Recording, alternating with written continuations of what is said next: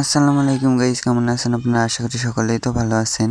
অনেকে জানেন যে আমাদের গাইবান্ধা জেলাতে অনেক ঝড় হয়েছে।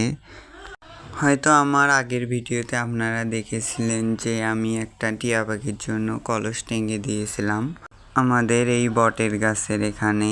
তো এখন এখানে টিয়া পাখি আসা যাওয়া করে, কিন্তু যে হাড়ির মুখটা এই মুখে ছিল, তো হাড়ি বাতাসে তো ওই দিকের গেছে মুখটা। তো আমি তাই জন্য হাঁড়িটা পেরে ফেলে দিয়েছি যেন হাঁড়িটা ভাঙে না যায়। প্রচুর ঝড় হয়েছে এখানে, তো এখান থেকে এটা খুলে ফেলানি ভালো। তো আমি এই হাঁড়িটা দিয়ে আমার বাজিগার পাখির জন্য একটা সুন্দর বাসা বানাবো এই হাঁড়ি দিয়ে। আপনারা সবাই দোয়া করবেন যেন এমন ঝড় যেন কোনো থেকে না হয়। তো আপনারা দোয়া করবেন। অনেক বজ্রঘাত হয়েছে, তো আমি হাঁড়িটা নিয়ে বাড়িতে চলে যাচ্ছি।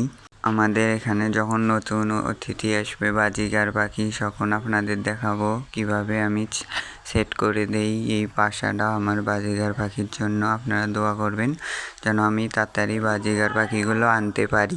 তো আসসালামু আলাইকুম গাইস, তো টাটা বাই বাই, পরে ভিডিও দেখা হবে।